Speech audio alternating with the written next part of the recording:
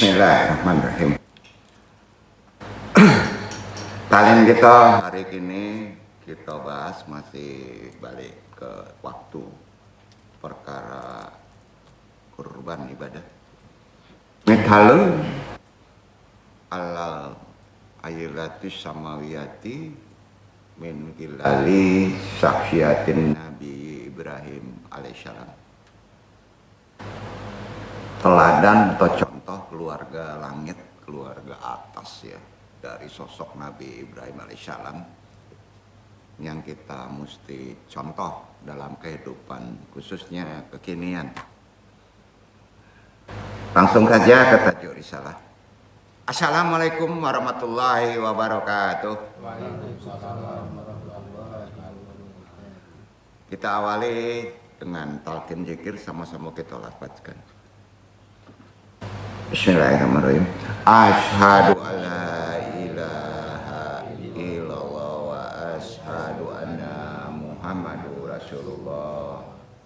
Shalawatumi Allahumma sholli ala sayyidina Muhammadin nabiyyi ummi wa ala alihi wa sahbihi wa sallim. Istighfar. Astaghfirullahaladzim. Astaghfirullahaladzim. Astaghfirullahaladzim. Doa ma'rifat. Ilahi anta maksudi waridloka matlubi atini mahabataka wa ma'rifataka. Toharo la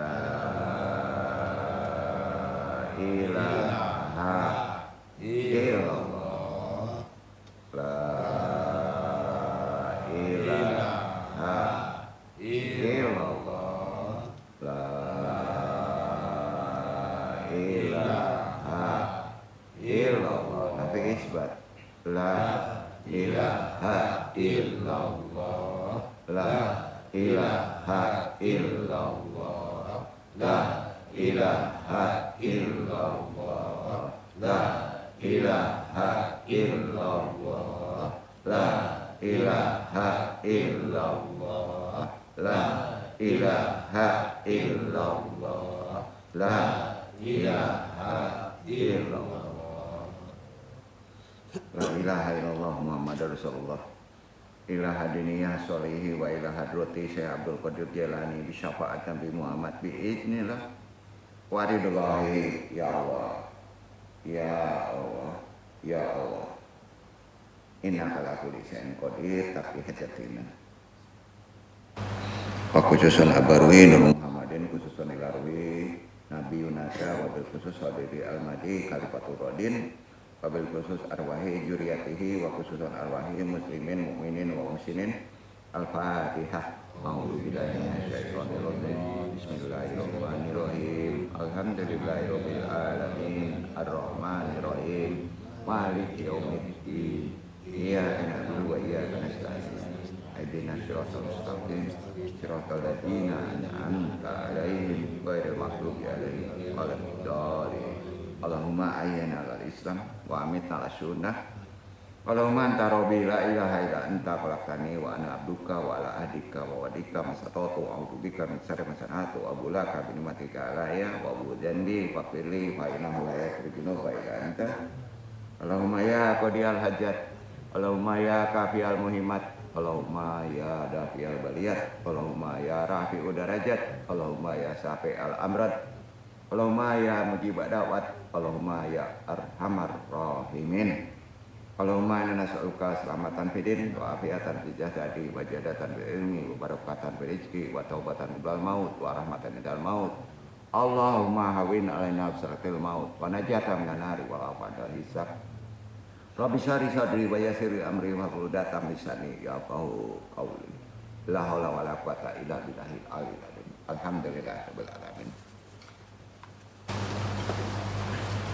Syukur alhamdulillah hari ini kita masih bisa diberi waktu untuk datang ke tempat ini bertolebul ilmi, baik yang mengaji secara talaki langsung maupun tidak langsung, semuanya doakan rahimakumullah. Tidak memperbanyak mukadimah, langsung saja ke tajuk risalah.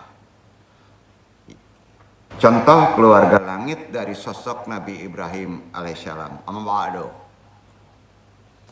Kita banyak tahu ya kisah Ibrahim jelas diabadikan di Al-Quran. Adalah kisah tentang hub cinta yang tak menjadikan dunia sebagai tuan. Ya, kita nggak boleh ya tidak mencintai anak istri. Tapi skala prioritas tentunya bukan ke sana.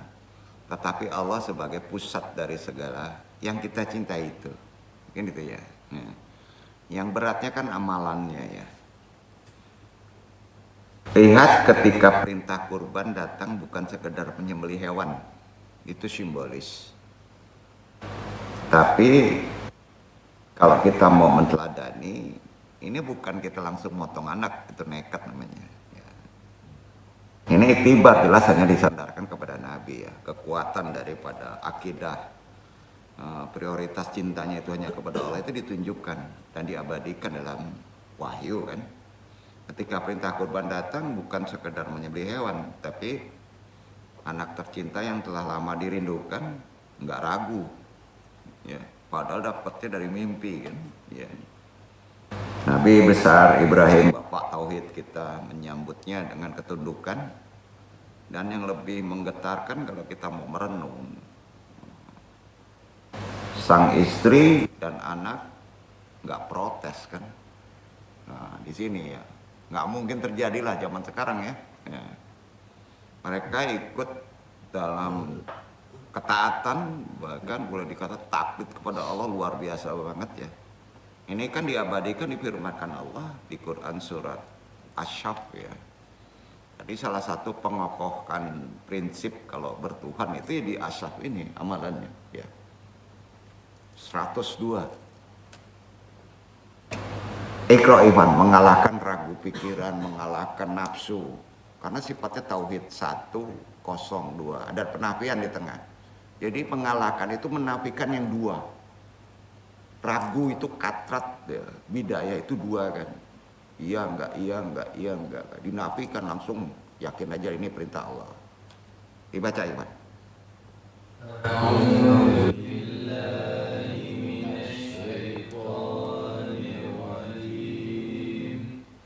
Bismillah.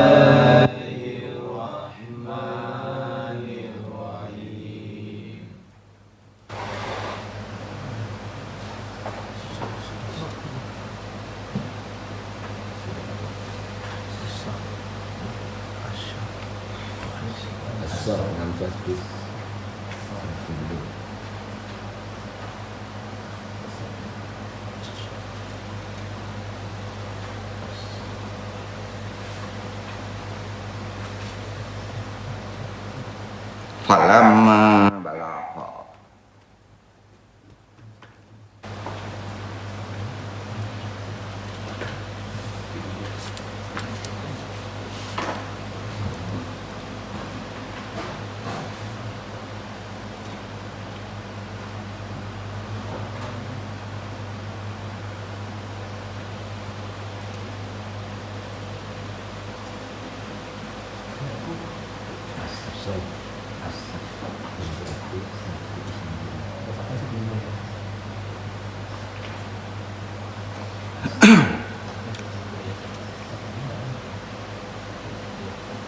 Dong, surat apa nih?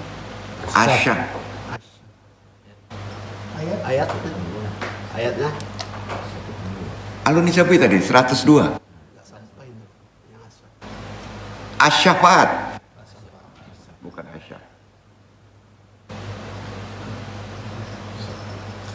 37.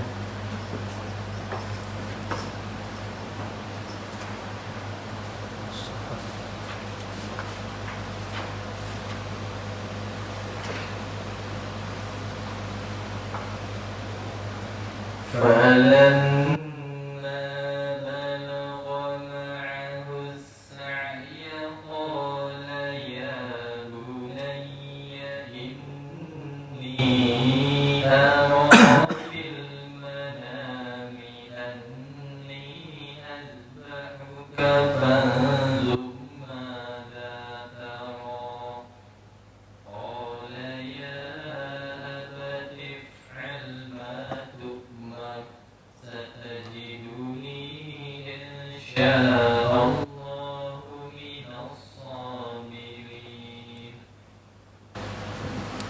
Maka tatkala anak itu sampai pada umur sanggup berusaha bersama-sama Ibrahim. Ibrahim berkata, "Hai anakku, sesungguhnya aku melihat dalam mimpi bahwa aku membimbingmu. Maka pikirkanlah apa pendapatmu." Ia menjawab, "Hai bapakku, kerjakanlah apa yang diperintahkan kepadamu. Insya Allah kamu akan mendapatiku termasuk orang-orang yang sabar." Kalau kita belajar tafsir mimpi, itu kekuatan tertinggi mendekati kebenaran dalam mimpi, terutama lewat jam 12, kata ilmu tafsir nih. Tapi nggak boleh diimani benar, karena itu tergantung dengan kekuatan daripada kesolehan seseorang ya. Nah, tapi Anda tunjukin aja. Salah tafsir itu yang paling kuat. Mungkin mendekati jam 3 itu mungkin bagus. Tapi kekuatan yang mendekati kebenaran itu berada pada fokus visual atau visual. Nah, jadi fokus visual itu di situ kan disebut melihat dalam mimpi. Fokusnya ke visual. Itu lebih benar daripada mendengar. Ya. Mungkin tinggi fokus visualnya, mungkin yakin dia. Paham ya? Ada mimpi itu kan misalnya nggak kelihatan orangnya, itu agak diragukan, mainan memori. Fokus visual itu berturut-turut Pak. Begitu lagi besok, begitu lagi besok. Bisa saja itu ilham. Itu ada di kitabnya itu. Ibnu Syirin yang ngarang tuh, ya. Walau alam, pendapat beliau ini karena dia ulama, kita wajib sampaikan. Karena sering orang menanya, ambo mimpi itu katrat, timbul ragu, kan gitu ya. Ya. Dilihat dari pribadi kita, kesolehan kita, mimpi itu bisa saja menjadi tafsir.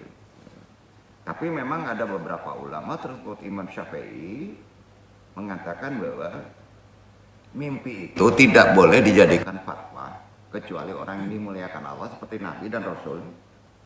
Dan tidak bisa mimpi itu dijadikan hukum. Ya, beda lagi dengan Nabi kan. Nah, itu dia. Jadi di sini, nah, udah jelas ya. Setelah dia bermimpi, disampaikan mimpi itu terhadap putranya. Kemudian jawaban putranya, "Hai bapakku, kerjakanlah apa yang diperintahkan kepadamu, insya Allah aku termasuk orang-orang yang sabar." Wah, ada zaman sekarang Pak, tuh kabur ini. Gila Pak mah. Ya. Jadi satu kalimat itu yang terkait dengan qala ya abati fa'al ma'tu marusatazidun insyaallah minasyabirin, kata-kata tadi itu ya. Bukti betapa Ibrahim itu sukses kan, mendidik, membuat madrasah, menanamkan iman di rumah tangganya. Betul? Itu yang berat untuk kita sebagai suami, yang mendidik itu sampai membawa keimanan, itikad akidahnya kuat pada rumah tangganya. Itu yang perlu kita garis bawahi. Anak dan istri tadi bukan sekedar ikut agama aja, tapi hidup dalam ruh keimanan yang betul-betul sangat dalam.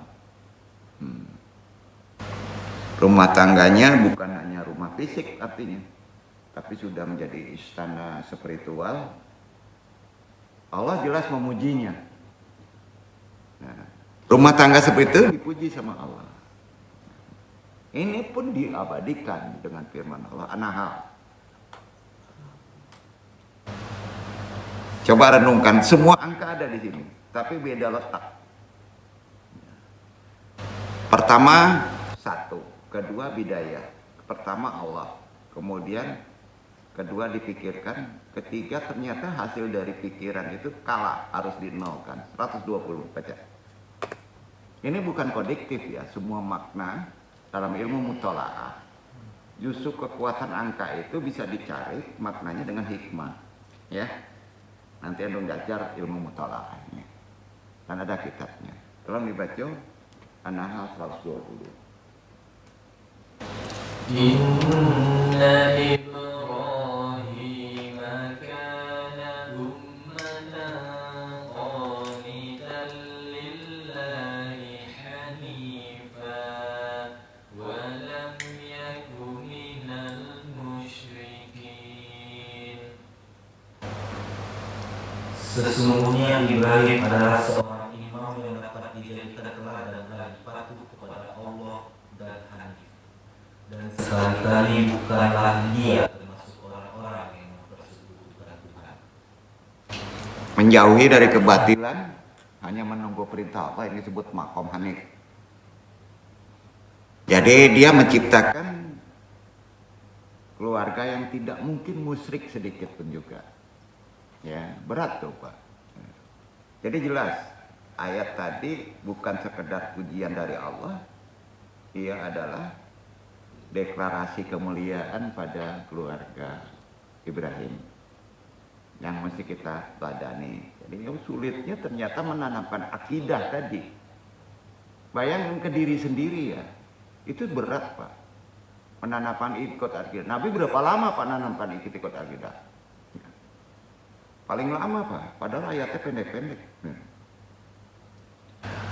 Dalam sosok Nabi Ibrahim alaihissalam berkumpullah keteladanan seorang hamba yang jelas taat, suami yang bijak, seorang ayah yang betul-betul kuat, memimpin umat juga kokoh. Itulah berdasarkan judul kaji, seorang arsitek rumah tangga yang mesti kita contoh pada diri beliau. Ya. Arsitek langit, pemimpin perubahan, bukan pengikut arus zaman. Ya, ya bukan, nggak boleh ngikuti arus zaman. Jadi Ibrahim bukan produk zamannya.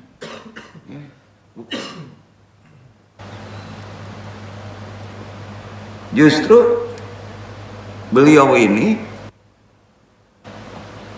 pencipta zaman Pak. Betul kan? Yang mesti kita ikuti, bukan produk zaman. Di tengah umat pada masa itu penyembah patung. Nabi Ibrahim penyembah patung kuat kali Pak. Ya patung sekarang kan sangat jahiliyah sebetulnya. Ilmu dijadikan patung, jabatan dijadikan patung, betul kan? Nah, yang paling gawat kan ilmu Pak. Kalau patung fisik jelas, ya. Justru paling gawat itu patung ilmu, patung jabatan, patung ego, itu yang berat Pak. Maka dalam ajaran tasawuf, ibadah kurban itu adalah apa? Menyembelih ego nafsu kita kan? Ya. Kalau dagingnya nggak diterima Pak. Motong daging, kamu memikirkan dagingnya enak, itu udah termasuk orang yang nggak kuat di tingkat akidahnya. Menyembelih sifat kita, ya. Insya Allah kalau itu masuk, simbol tadi menjadi bukti kekuatan. Itu. Kita bisa bayangin pada masa itu, orang semua menyembah berhala. Ya. Dia berdiri sendiri, menentang budaya turun-temurun, bahkan ditantang bapaknya. Tidak berteriak dia, tetapi berdialog. Tidak menghina pula dia mengajari etikat akidah, tapi mengajak berpikir.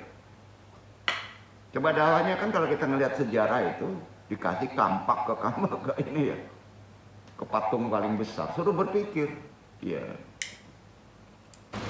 Coba kita dengar kalimatnya yang diabadikan oleh Allah, yang termasuk suruh berpikir pada dakwah akidah ini. Ini menusuk logika kita loh. Diabadikan di firman Allah, Quran surat Maryam. Geseran dari ayat bil ayat itu jauh Pak, ini perlu ilmu. Tapi antum coba jabar. Kenapa ke Maryam 42? Dibaca Maryam 42.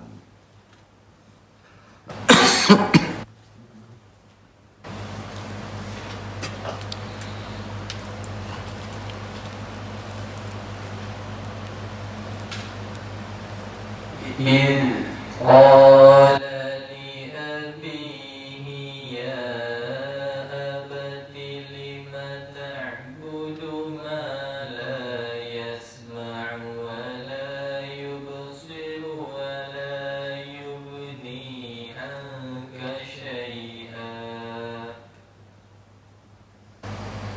Ingatlah ketika dia berkata kepada bapaknya, wahai bapakku, mengapa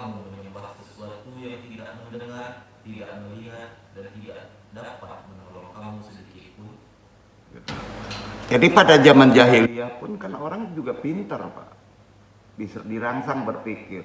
Maka kamu semua, kenapa bapakku menyembah orang yang tidak melihat? Patung kan nggak melihat, tidak dapat menolong, ya, gitu ya. Nah, berdialog, ya.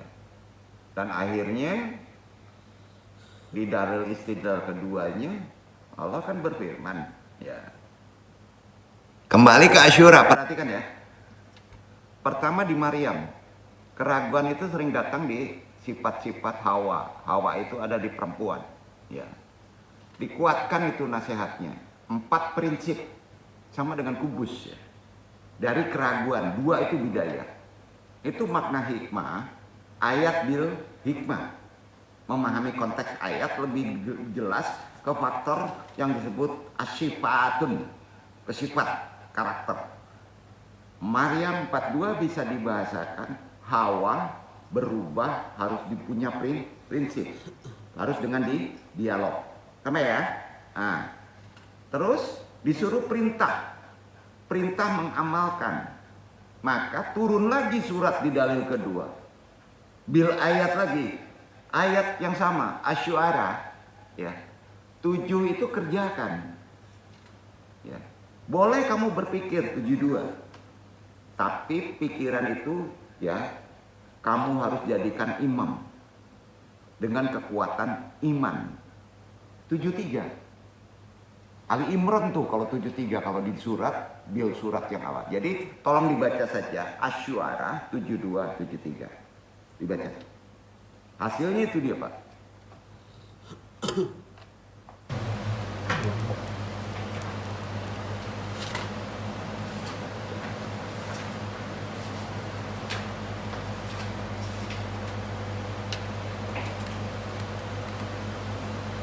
قال هل يسمعونكم إذ تدعون أو ينفعونكم أو يضرون.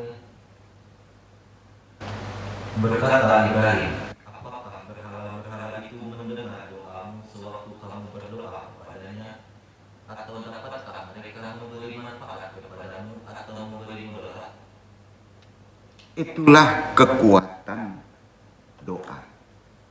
Jadi nggak boleh ditinggalkan doa itu dengan kejernihan akal. Ya, datangnya dari nurani. Ya, arti kata dengan gaya santun, dakwah tadi, nasihat tadi, tapi tegas. Ini kan menunjukkan bahwa kekuatan dakwah itu, Islam itu bukan pada volume suara dan bukan pada gaya. Biar ngomong biasa aja. Naikkan dakwah kita itu, nasihat itu dengan kekuatan argumen dan bersihnya pikiran melalui konteks-konteks taharok. Dalam konteks taharok, pikiran itu harus dibersihkan dengan abaha. Alif, ba, ha.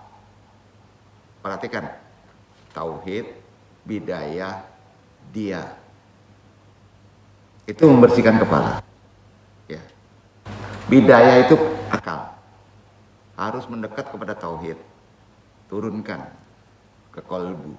Dengarkan fatwanya, itu al-ilham. Itu bahasa-bahasa dakwah yang sulit sekali disampaikan kalau kita tidak mengamalkan. Ya. Jadi udah jelas di sini, kekuatan kita berbicara itu bersihkan dulu akalmu. Maka nasihat itu masuk. Termasuk taubat menjadi obat. Taubat menjadi obat. Kalau kita bersih mengucapkan zikir kita dengan memegang suatu materi yang sebagai simbol menjadi kekuatan untuk mengobati. Ya, itu yang disebut dakwah kita, amalan kita dari kekuatan argumen menjadi kejernihan akal. Ya. Standarkan akal kita dulu. Kalau menasihati, kalau orang itu nggak standar akalnya, maka akan timbul jidal, perdebatan. Betul kan? Berat, Pak. Karena justru melawan sesuatu dengan argumen yang jelek, kita terpancing dengan emosi, ini kekuatan mental spiritual kita harus ada, Pak. Ya, Maka banyak ulama hanya dengan 2-3 kata dia ngikut. Ya. Itu diterapkan oleh Nabi besar kita Ibrahim, Bapak Tauhid, yang perlu kita contoh dalam kehidupan sekarang khususnya. Setuju ya? Nggak ada jalan lain, Pak. Jangan diisi pikiran epistemologi kita kalau belum bersih. Ya. Kalau belum dibersihkan. Di era di mana banyak keluarga yang retak karena hal sepele, coba kita renung. Perkara ekonomi setahun 2 tahun bisa sampai cerai. Kebayang nggak, Pak? Justru Nabi Ibrahim mengajarkan kepada dunia bahwa dia sebagai kepala keluarga bukan sekedar mencari nafkah, tapi juga menanamkan iman pada anak istrinya. Itulah pendidikan prioritas, dan justru itulah sebagai pelindung akidah kita di atas rumah tangga. Ya. Hati-hati, Pak, zaman sekarang itu harus itu yang dinaikkan. Sepakat? Sepakat ya? Hati-hati, kurban itu hanya simbol, Pak. Tapi menentukan kurban itu. Karena kurban itu terkait dengan hak hubungan kita dengan hablum minannas. Ya, empati kita. Iya kan? Nah, itu sebetulnya simbol. Nabi Ibrahim mendidik Ismail bukan hanya dengan kata-kata saja, tetapi dengan contoh hidup. Sehingga ketika saat pengorbanan tiba, justru Nabi Ismail itu, putranya Ismail alaihissalam, ya, tidak lari, nggak takut, tapi malah lebih siap karena ia telah tumbuh dalam kehidupan beratmosfer tauhid. Pasti patuh, tentunya bukan kepada bapaknya, karena ditanamkan kepatuhan hanya kepada Allah. Sampai dia menasihati, bapak jangan ragu, potong saja. Saya insya Allah menerimanya dengan sabar. Ada zaman sekarang, Pak? Nggak ada ya? Nggak ada ya? Itulah kita yang mesti contoh dalam kehidupan sekarang. Jadi berat, Pak, menanamkan atmosfer tauhid pada rumah tangga, terutama yang dekat. Berat. Ya. Sebagai suami, ia tak mendikte hajar atau syarah istri-istrinya, tetapi membimbing mereka dalam hal hub kepada Allah saja. Hubullah, cinta yang berakar pada iman. Ya. Maka ketika perintah Allah datang untuk meninggalkan Hajar dan bayi mungilnya, bayangin, Pak, sebelum terjadi pemotongan. Kan dalam sejarah itu akan menjadi contoh. Ya. Ini belajar kenapa banyak sekali, hampir lebih dari 50% Quran wahyu itu contoh, yaitu tarik sejarah-sejarah ulama, sejarah-sejarah para rasul dulu itu diterapkan di Quran. Itu bukan hanya sebagai retorika untuk tidak bisa mendapatkan hikmah, Pak. Di sana bahkan dapat fikih, aturan hidup. Ya. Perintah Allah meninggalkan Hajar dan bayi mungilnya di lembah tandus lagi. Ya. Tidak ada protes. Jika ini dari Allah, kata Hajar, sama, maka dia tidak akan menyia-nyiakan kami, kata Hajar dan anak kami. Pede. Kita aja gelimbungan kalau anak sakit di Jakarta, Pak. Isinya kan dengan doa seharusnya. Anak makan atau enggak ya? Atmosfer tauhidnya karena kita enggak menanamkannya, Pak. Dunia hari ini dipenuhi oleh krisis keteladanan sebetulnya. Krisisnya itu. Nah, kita mesti merenung. Ayah yang gagal memimpin, suami yang enggan mendidik, pemimpin yang lebih sibuk dipuja daripada memikul amanah. Setuju? Disinilah pentingnya kita kembali meneladani Ibrahim, bukan hanya mengaguminya dalam khutbah, tapi menapaki langkah dalam kehidupan yang nyata ya, dalam proses ibadah sejarahnya awal kurban. Tolong jadikanlah rumah tangga kita seperti rumah Ibrahim, sederhana, penuh makna, tidak terlalu mewah, tapi menjadi tempat lahirnya generasi sabar, tangguh, yang paling penting bertauhid. Tuh. Ya. Jangan ragu, Pak. Kalau kita ngikutin Tuhan aja jadi ya, miskin gitu, kacau nih. Nah, itu yang paling penting, Pak.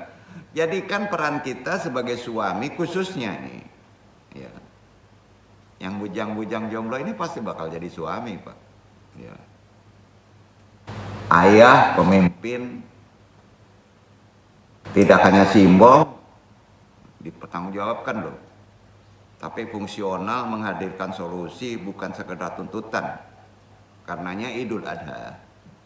Insya Allah sebentar lagi nih, kalau kita diberi waktu, bukan perayaan aja Pak, tetapi pengingat.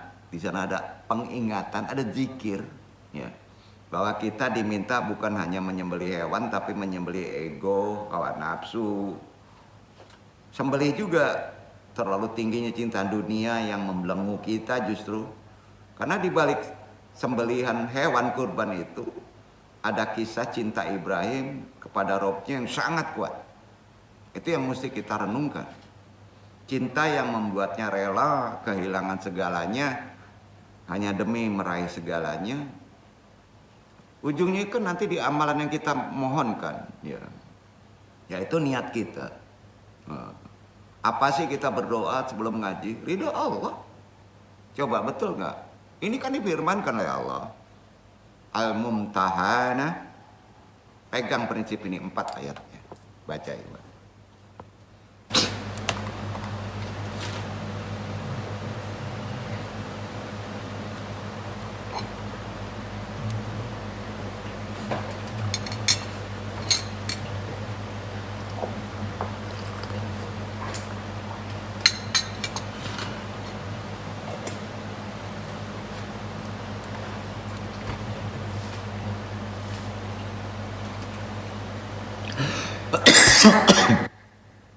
قد كانت لكم أسوة حسنة في إبراهيم والذين معه إذ قالوا لقومهم إنا براء منكم ومما تعبدون من دون الله كفرنا بكم وبدا بيننا وبينكم العداوة والبغضاء أبدا حتى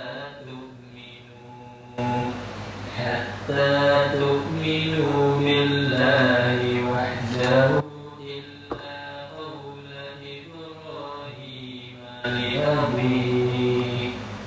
إلا قول إبراهيم لأبيه لأستغفرن لك وما أملك لك من الله من شيء ربنا عليك توكلنا وإليك أنبنا وإليك المصير.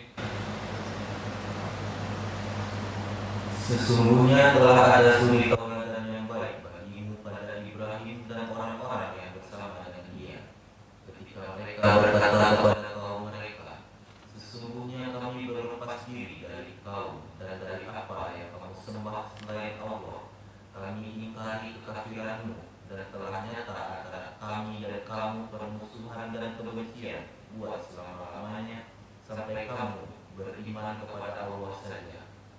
Kecuali perkataan Ibrahim kepada bapaknya, sesungguhnya aku akan memohonkan ampun bagi kamu dan aku tiada dapat menolak sesuatu pun dari kamu siksaan Allah.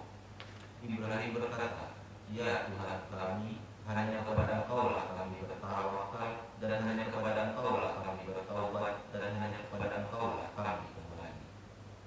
Jadi kekuatan hak Allah, la haula wala quwata illa billah, itu kan sering kita ucapkan. Kalau itu konteksnya berhadapan dengan sesama makhluk, itu harus ditambah hak Allah itu. dengan akhir ayat tadi, Rabbana alaika tawakkalna wa ilaikal anabna wa ilaikal masyir. Baru la haula wala quwata illa billah. Kalau berhadapan dengan makhluk. Kalau berhadapan dengan Allah langsung menyerahkan sesuatu kepada Allah, agak sombong juga, Pak. Ya. Itu harus memakai kekuatan keimanan yang kuat. Hati-hati ada adab. Tolong pakai ayat tadi kalau kita mengucapkan namanya hak Allah. Sudah usaha berhasil tidak berhasil terkait dengan manusia, tolong ditambah. Ya. Itu beradab kepada Allah gitu. Rabbana alaika tawakkalna wa ilaika anabna wa ilaikal masyir, yang artinya kita sudah tahu, ya Rabb kami, hanya kepada Engkau lah kami bertawakal dan hanya pada Engkau lah kami bertobat, hanya kepada Engkau lah kami kembali, baru la haula wala quwata illa billah. Paham ya? Itu amalannya dalam konteks kehidupan supaya atmosfer tauhid kita tidak melenceng, itikad akidah kita dalam kehidupan sekarang. Ya. Ini contoh, bukan contoh lagi diamalkan dari pengorbanan ujian sejati dari keimanan kita. Ya jangan sampai kita kalah dengan ujian.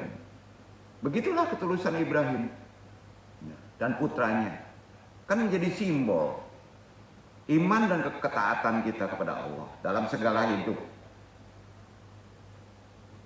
Di sini kita bisa paham ternyata Ibrahim sukses dalam mendidik, khususnya amanah dan anak-anaknya. Jadi ada cinta dan pengorbanan, kan dua nilai utama yang menjadi fondasi pendidikan sejati ya. Mendidik gimana Pak? Menasihati. Itulah seorang ayah yang soleh. Adon kabatannya. Kita bisa bayangkan di usianya Nabi Ibrahim kejadian ini berapa umurnya? 86 Pak. Nabi Ibrahim belum bisa diteladani. Beda, ini agak begitu nggak begitu jauh Pak. Nabi Ibrahim itu. Ya. 86 udah tua banget Pak. Menginginkan apa Pak? Supaya berfaedah hidup kehadiran seorang anak, keturunan kan. 86 Pak. Ibarat kalau distandarkan sekarang mungkin umur 60 gitu. Standarnya.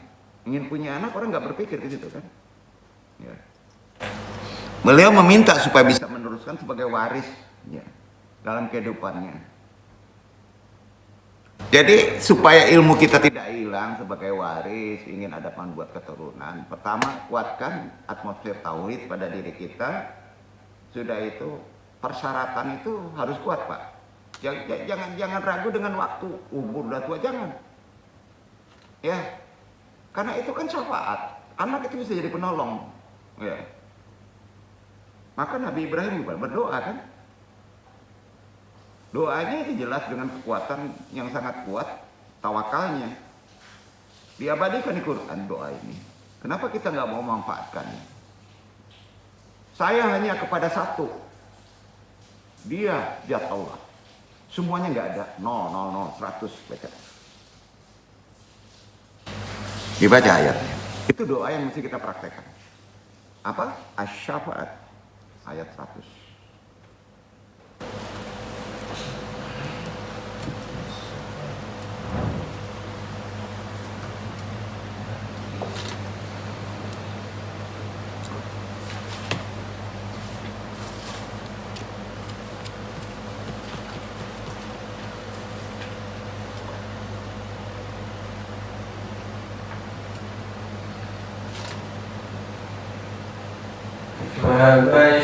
فبشرناه بغلام حليم.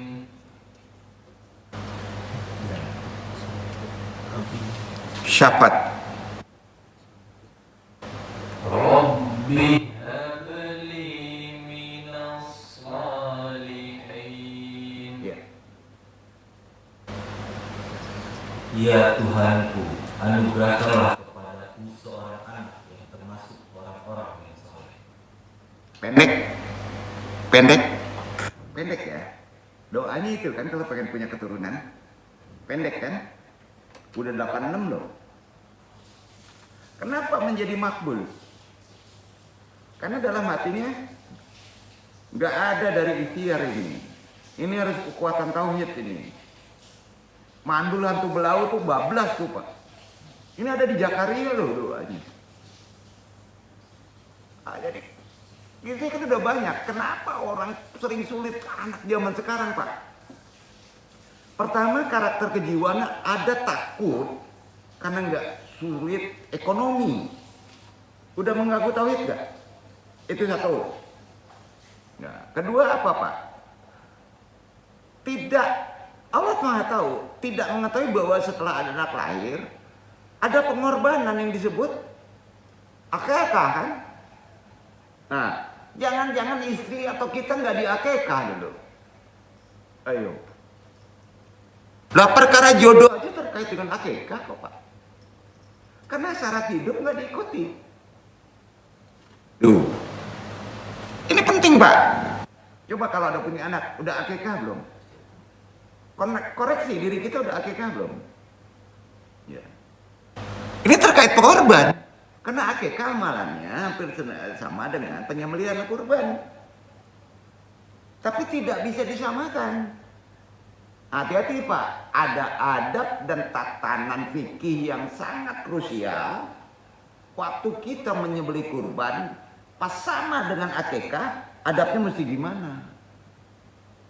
Dia tidak boleh patung dengan satu rimpunan dengan satu kelompok dengan kurban besar. Dia harus satu kambing kan? Niatnya beda. Numpangnya apa? Numpang potong. Itu numpang potong. Boleh dilakukan di hari raya kurban, tapi sebaiknya jangan. Nah fikih, sebut. Prioritas mana? Korban atau akikah?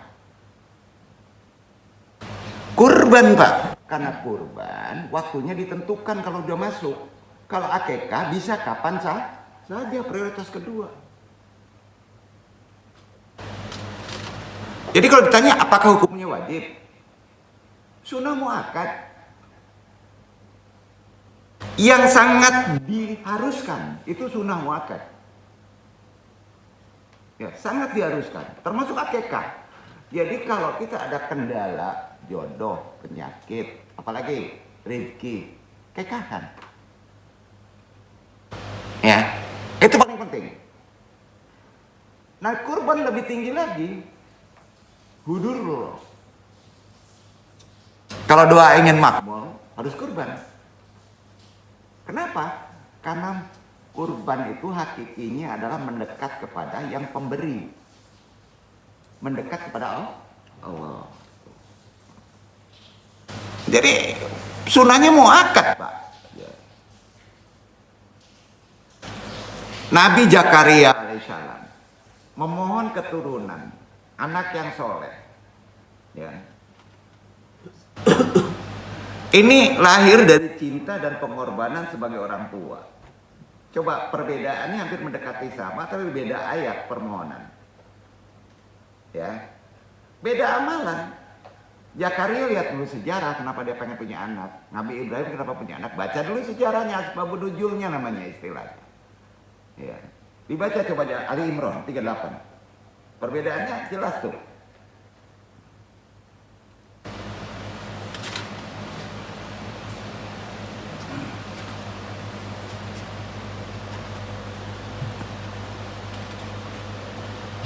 هنالك دعا زكريا ربه قال رب هب لي من لدنك ذرية طيبة إنك سميع الدعاء.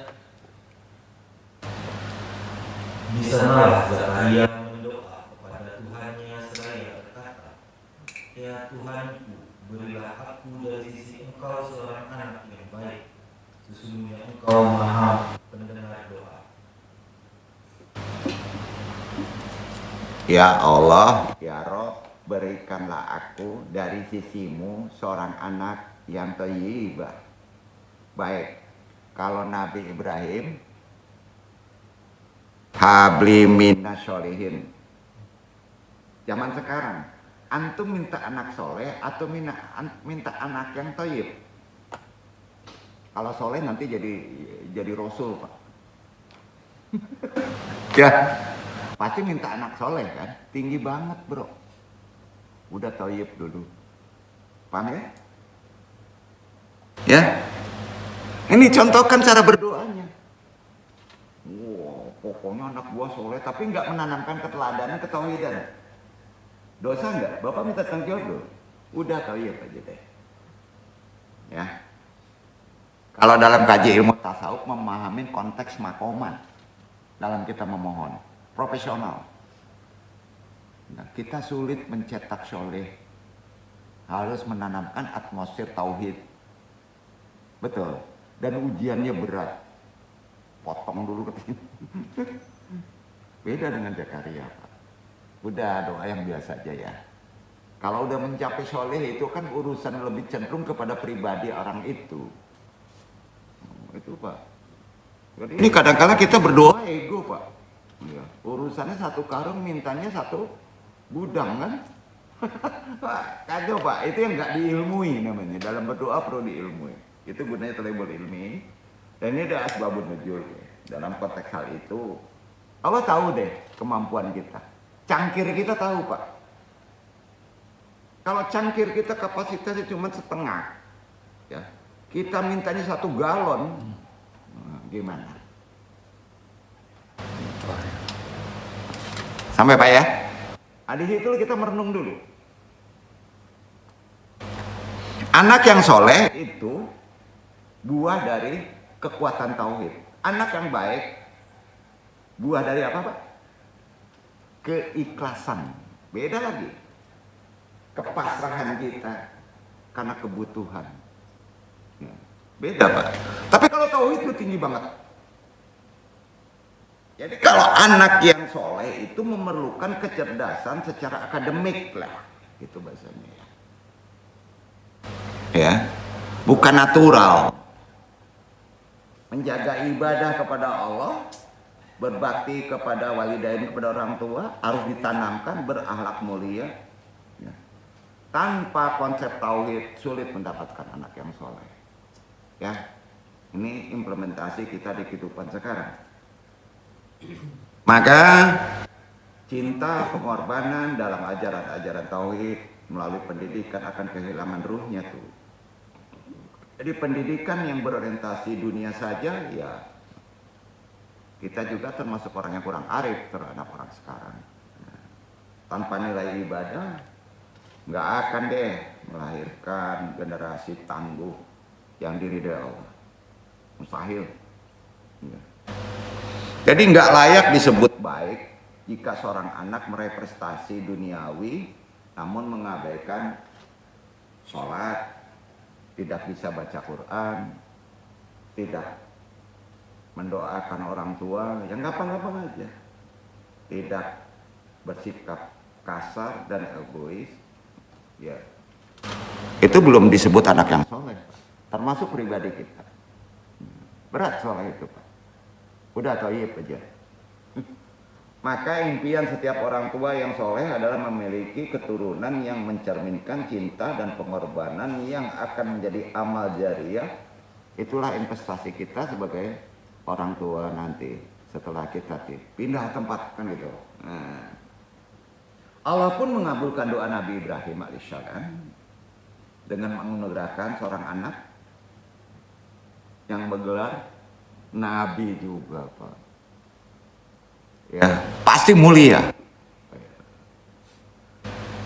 Jadi tarik ini simbol cinta pengorbanan yang luar biasa ketika Ismail menginjak usia remaja. Kalau kita lihat sejarahnya, kan Nabi Ibrahim mendapat perintah mimpi menyembelih anaknya. Ya, tadi sudah disebut. Jelasnya kan ada di Asy-Syafa'at 102 juga. Sudah dibaca. Sebagai orang tua tentu sangat berat menerima perintah seperti itu. Nabi Ibrahim aja berat menerima perintah itu, ya. Namun Nabi Ibrahim menunjukkan bahwa cinta pengorbanan kepada Allah itu prioritas utama lebih besar dari cinta kita pada anak.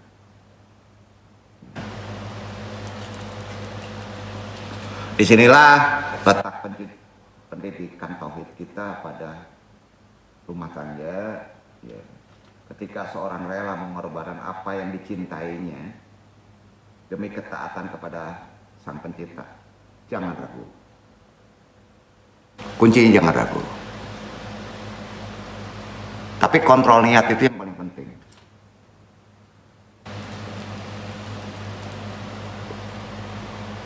Ketulusan Nabi Ibrahim AS tidak hanya diuji dengan perasaan, tetapi dibuktikan dengan tindakan nyata.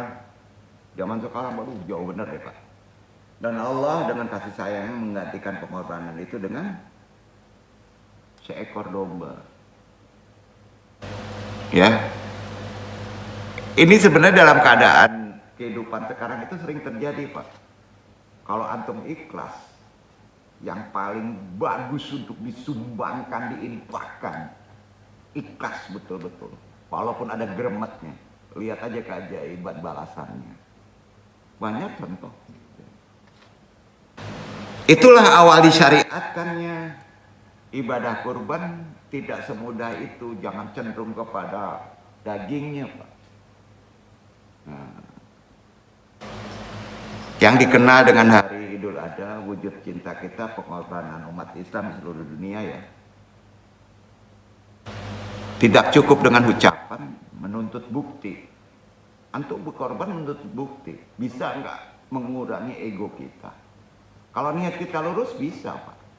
Ya, kecintaan dunia.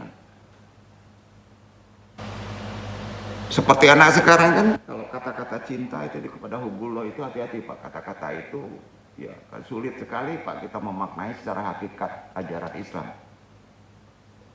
Bukan sekedar kata-kata manis saja Pak ya. Aku cinta kepadamu, I love you kan gitu ya.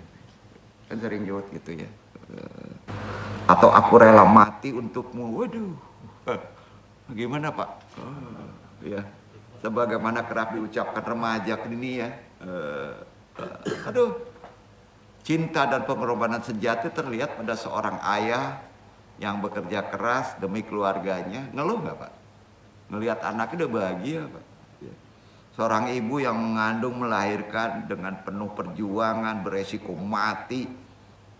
Seorang anak yang bersungguh-sungguh menuntut ilmu. Seorang pemimpin yang berjuang demi keadilan. Seorang muslim yang menjaga ibadahnya dengan sungguh-sungguh. Waduh.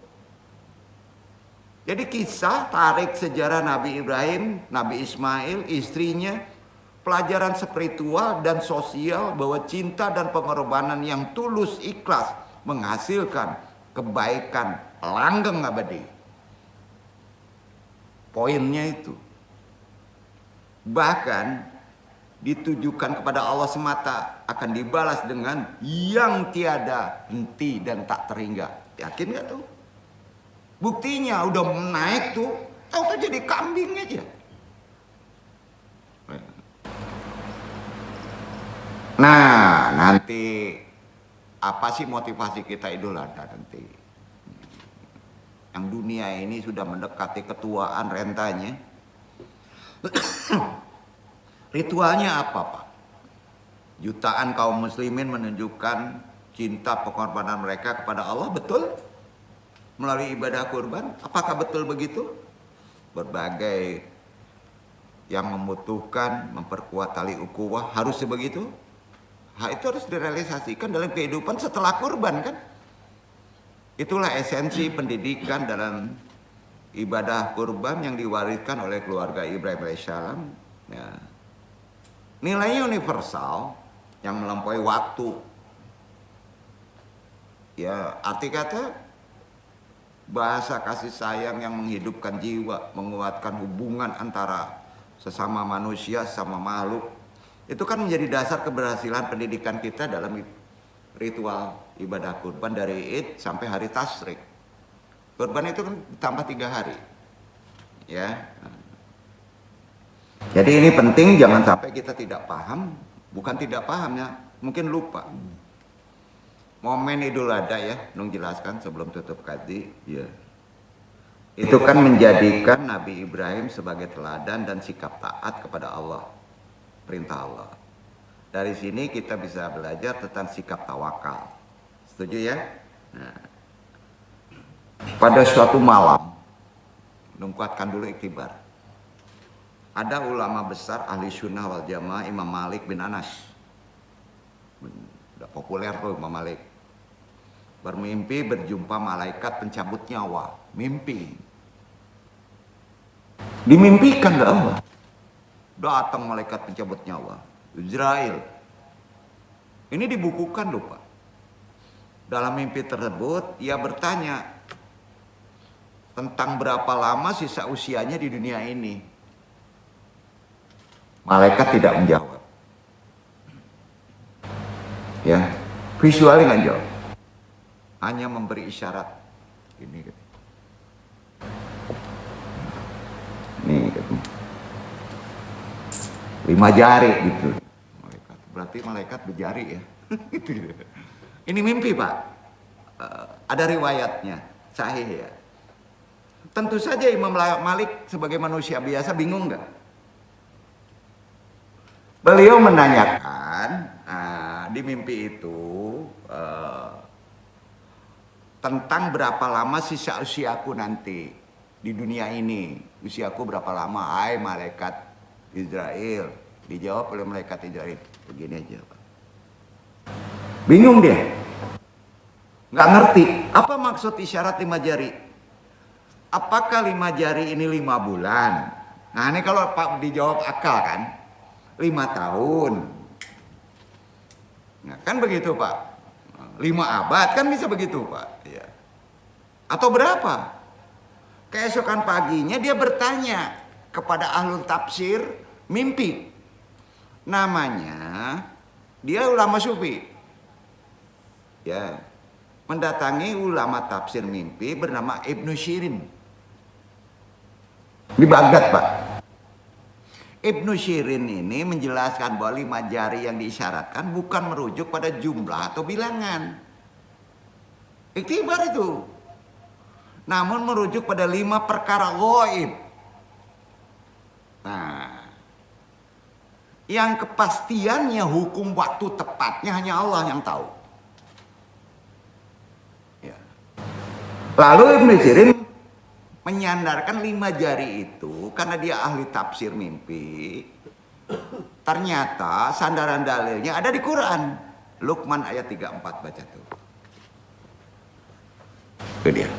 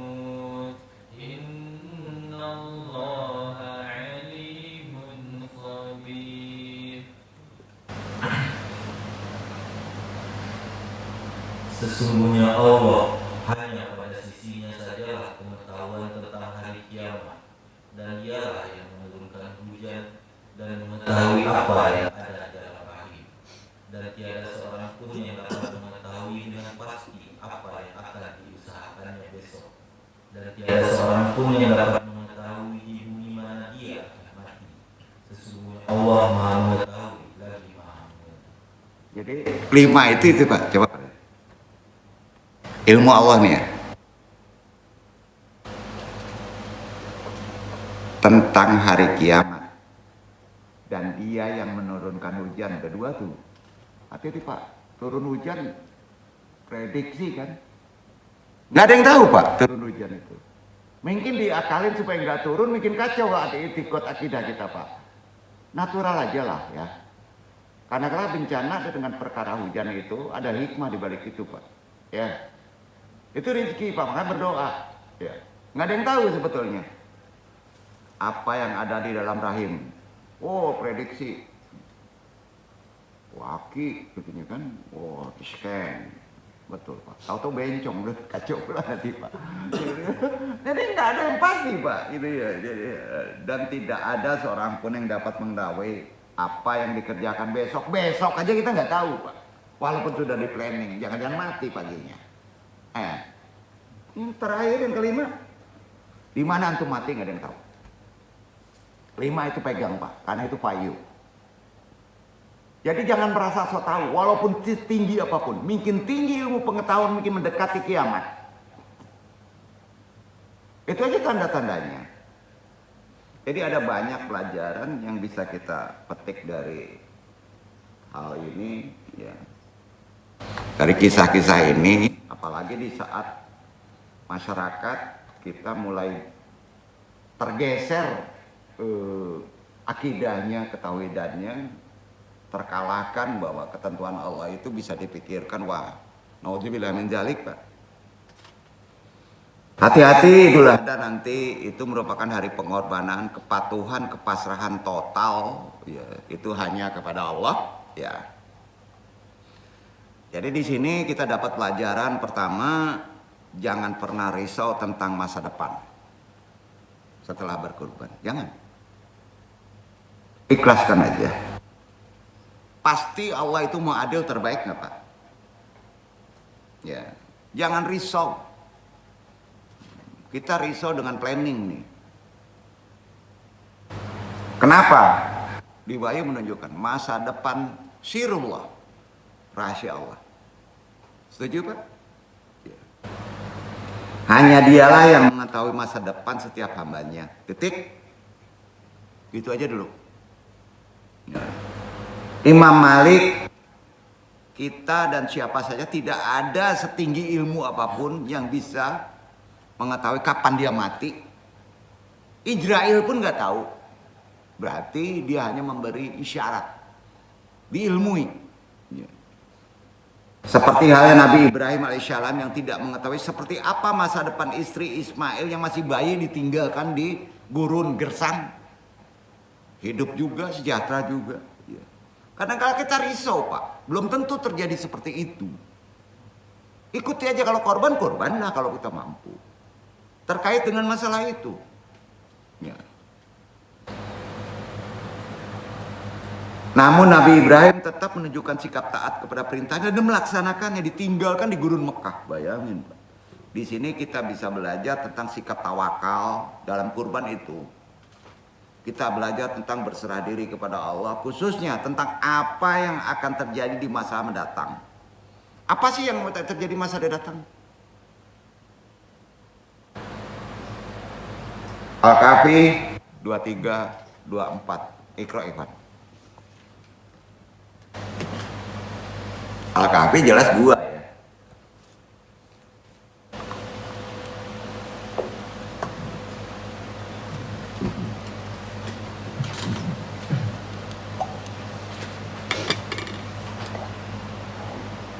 ولا تقولن لشيء إني فاعل ذلك غدا إلا أن يشاء الله واذكر ربك إذا نسيت وقل عسى أن يهديني ربي لأقرب من هذا رشدا.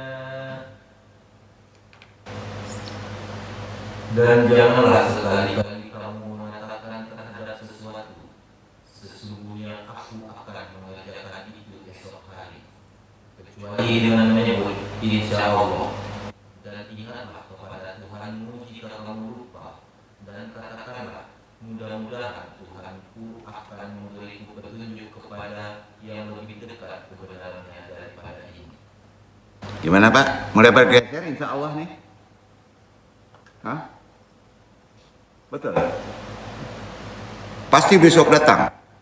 Pasti yang mau datang. Nah, ini jadi tuan. Menggeser itikot. Nggak boleh, Pak. Insya Allah juga harus dimaknai memohon petunjuk kepada Allah. Ya, jadi kita amati aja kehidupan sekarang, Pak. Kalau insya Allah nggak jadi kok katanya. Tambah badoso pula, Pak. Betul nggak, Pak? Kan kurang jauh. Karena Rasulullah bersabda gini, "Lau annakum tatawakkalun 'ala Allah haqqa tawakkuli larajakum kama yarzuqal taira tahdu kaimasan wa tarahu bitanan." Sekiranya kalian benar-benar bertawakal kepada Allah saja dengan tawakal yang sebenar-benarnya, sungguh kalian akan diberi rizki sebagaimana seekor burung diberi rizki, di mana ia pergi pada pagi hari dalam keadaan lapar dan pulang sore hari dalam keadaan kenyang. Jadi ukuran besok itu kalau antum serahkan murni kekuatan dimensi akidahnya kuat, Pak, udah berhasil antum. Hadis riwayat Ahmad tuh, penguatan dari ayat tadi, ya. Itu pelajaran pertama dalam ibadah kurban. Keduanya ya, mengakui, tolong hidup sekarang. Andalkan aja, masya Allah, ya. Yang pertama itu, tawakal aja, serahkan kepada Allah. Proses realisasi dari setelah antum berkurban. Yang kedua, akui bahwa kita ini terbatas. Ini kaitannya antara tawakal. Jangan merasa mampu, walaupun antum mampu. Benar, Pak? Bahwa kita ini terbatas. Sadar bahwa sebagai manusia kita punya keterbatasan. Itu aplikasi dari kurban tuh. Makhluk yang lemah, sadari. Tidak memiliki apa-apa, sadari. Semua yang ada pada diri kita saat ini adalah apa sih? Kalau nggak ada anugerah Allah, nggak ada, Pak. Ya.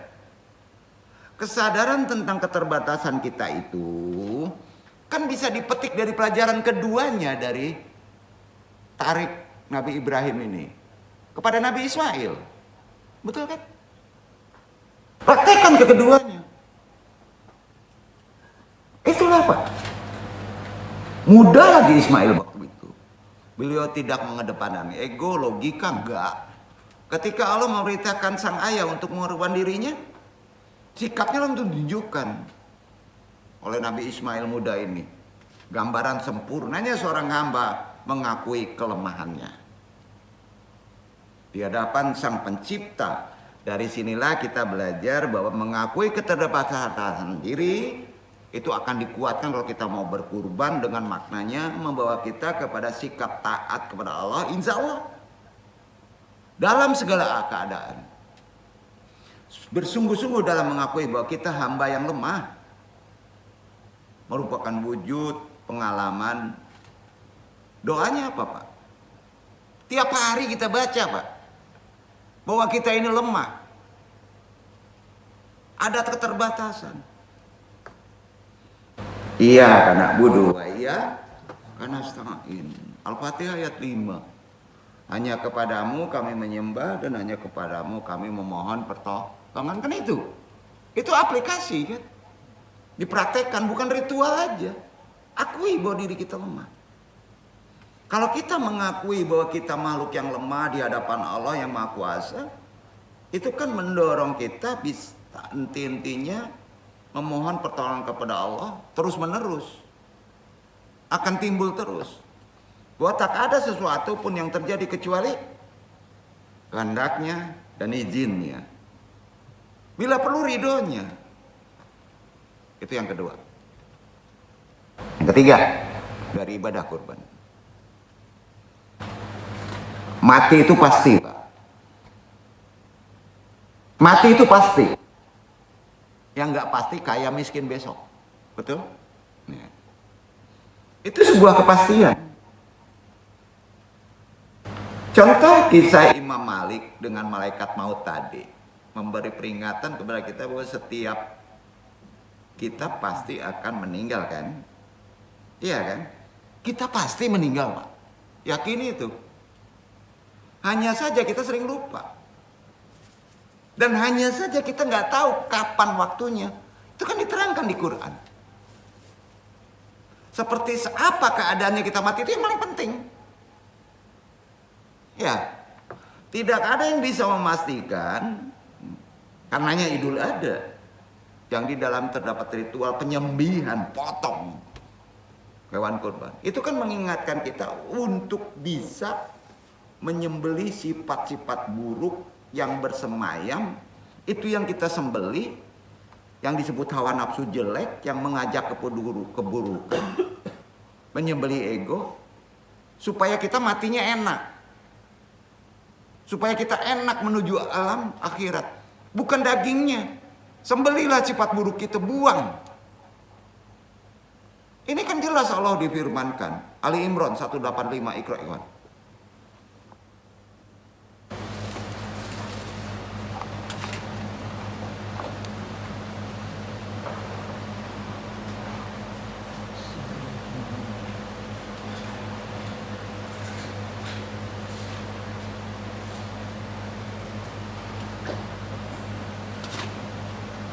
كل نفس ذائقة الموت وإنما توفون أجوركم يوم القيامة فمن زحزح عن النار وأدخل الجنة فقد فاز وما الحياة الدنيا إلا متاع الغرور.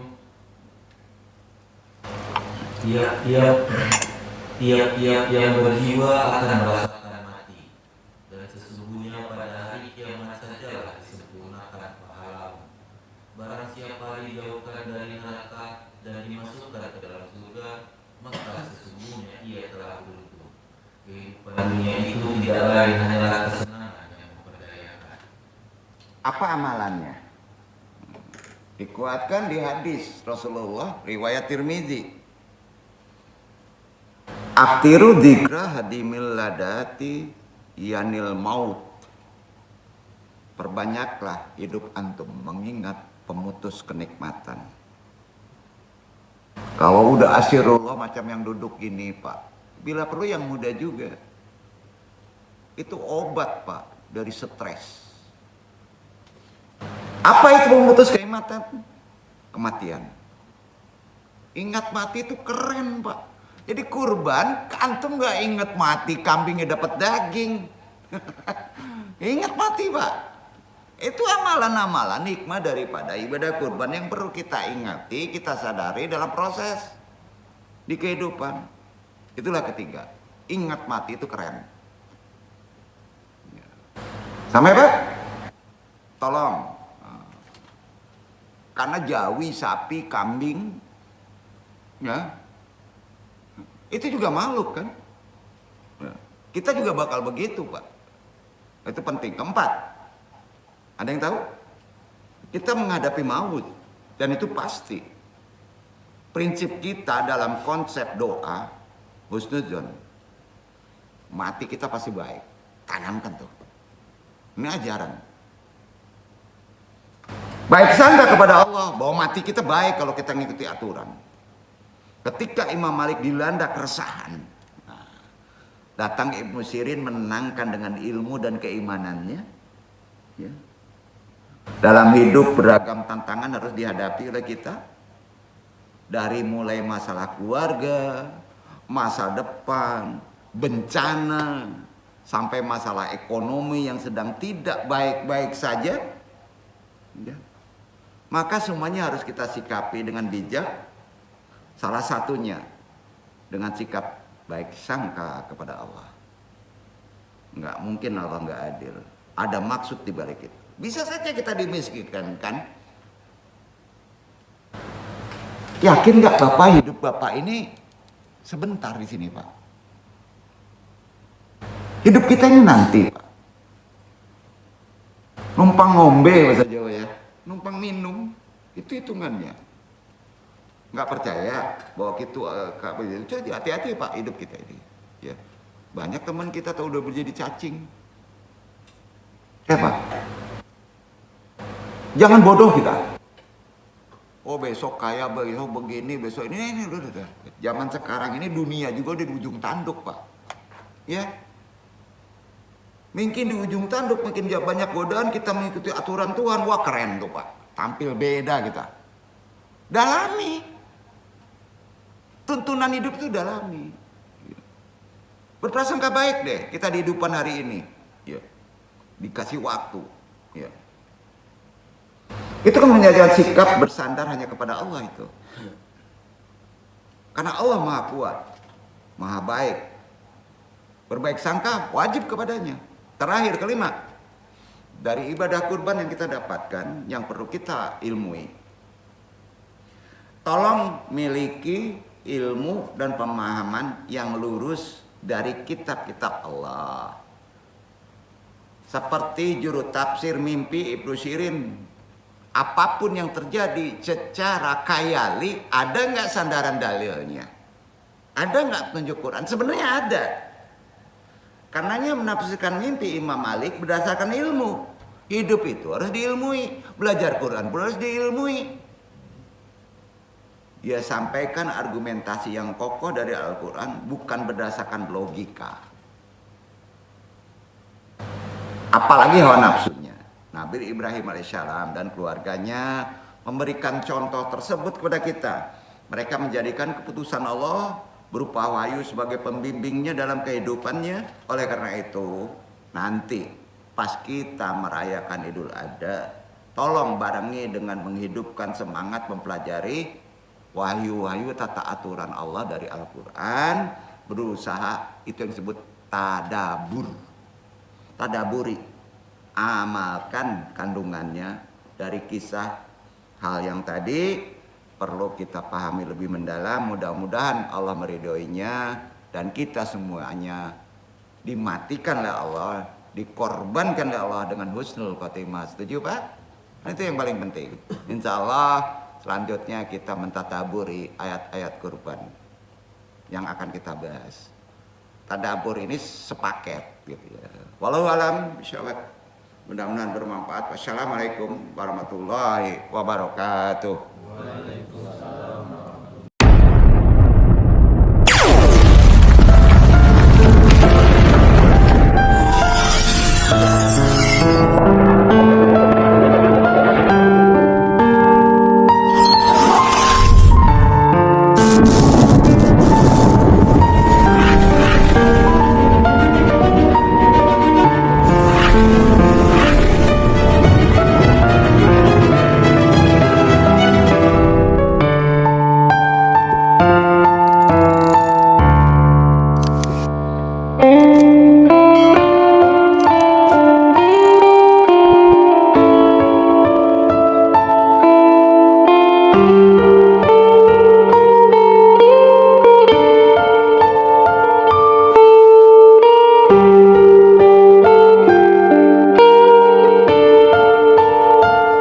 Mm-hmm.